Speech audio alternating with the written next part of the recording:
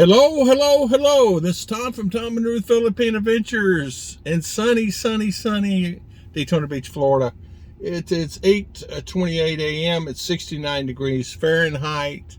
It is going to be a beautiful day, and I'm sitting here as I always do, charge it up. Today I want to talk about my expandable house. In fact, I had a subscriber ask, and you know what? It's a great video, great idea. Just talk about my expandable house and updates on my expandable house. What's going on with it? And what's been happening with it? Has it been holding up? What's going on? I bought that expandable house in 2000, I think it's 2018. It might have been a year or so earlier, but I think I bought the house in 2018. Maybe I bought it in 17. I'll have to go back and look. We've had that house a while, though.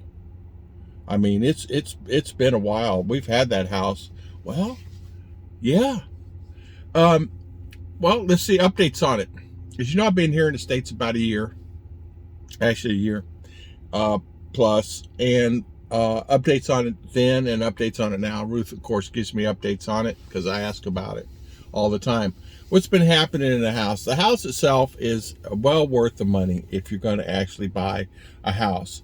They have those houses now. They run anywhere from $6,000 to $9,000 depending. Like where I have mine now, I think you can buy it for about $6,000 or $7,000. Same company, same place, Alibaba. All you got to do is go on my links. Any of the guys know that. And just pull up Expandable House. I'm the one in there. And just click on the links and it'll take you to Alibaba site where I bought it. The company I bought it from is a very good company. They stood behind the product. They stand behind the product. What they do, they take your money and they put it in escrow and they hold it until you receive it and you like it and all is good. Then they release money to the manufacturer who bought it. The house itself is holding up very well. I don't have any complaints about the house. We did have had 2 leaks. One, because the extreme heat has broke one of the seals. You can still climb on it and walk on it, but it's broke one of the seals in one of the corner. All we did was actually put some new sealant there. Then, as you know, in the Philippines, they really don't have good products there. They just really don't. Their waterproofing things don't work. We bought it from China, but we finally got some product from Ace Hardware. It wasn't fixing it. From Ace Hardware. It was the rubber roof product at Ace, and it was from the U.S., and it works very well. So we sealed up the leak. Now, was the leak bad? No, it was a drip, drip, drip. And, of course, like anything else, you need to probably reseal those things every few years anyway, every 4 or 5 years, because of the extreme heat.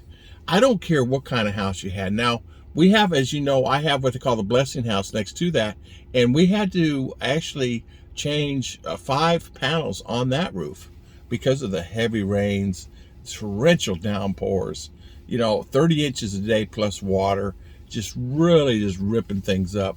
And we replaced that this week. And I asked Ruth about the house. She said there is, it seems, another small leak in the corner, but I think she fixed that. So the house is holding up very well. As you guys know, it's 110. Everything is fine. Lighting, I have the LED lights inside the house. I had them put that in there back in the day. It was new back then. Not really, but it was newer.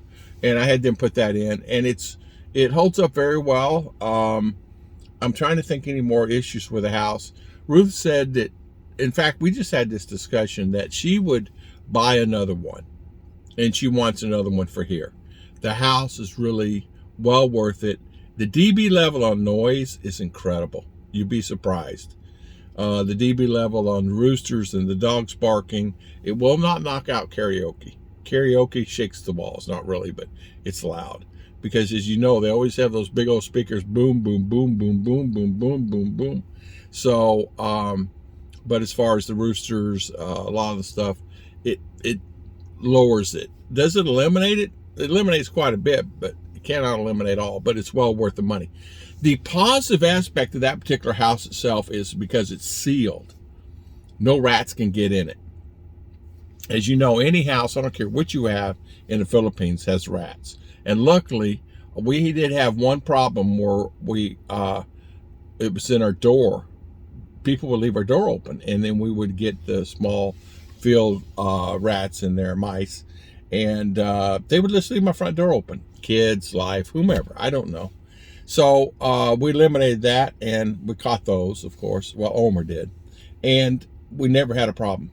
And so since we don't even get cockroaches, every once in a while we'll have a few ants that crawl in, but but as you know, those seals, when you fold it out, you can seal that. It's like a car door with the rubber, and the rubber's holding up very well. In fact, we've not had to replace any of that, and it's real thick pieces of rubber, about this thick, and you just put it along the wall. So when you seal it, it's like a car door.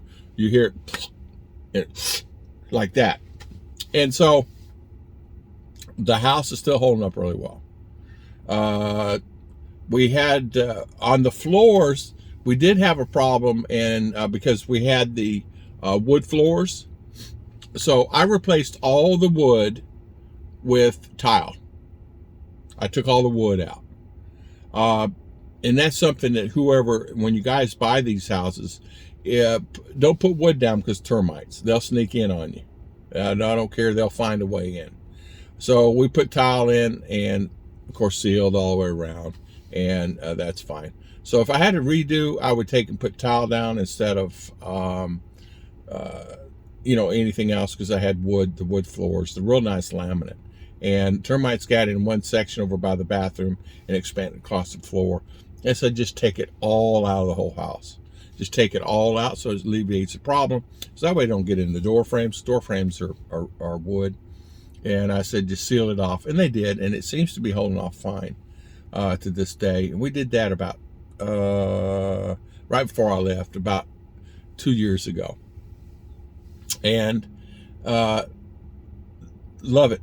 So, expandable house, all good. Would I buy another one? Yes.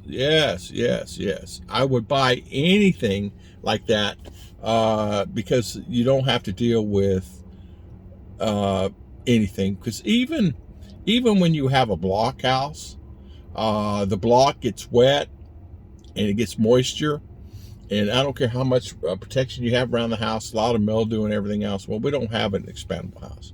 We don't have any of that stuff. So there are things. Make sure you put it on a pad if you buy one, and make sure the pad is at least 6 or 8 inches with some rebar in it. Then once that's done, then you can go and buy. The smartest thing to do is put a canopy roof over the top of it, because it's okay, but put a canopy over the top of it if you can. It'd probably help on the heat. As you know, I have 2 air conditioners in the house, and our bill runs anywhere from $80 to $120, $140, depending on the time of the year in summer. So $160. In other words, electricity there costs a lot more. Brownouts are more prevalent there. Ruth, just last week alone, probably had 20 brownouts. While I moved there in 10 and 11, 12, it was nothing. It was little. We didn't even have brownouts for a few years. None. Not one.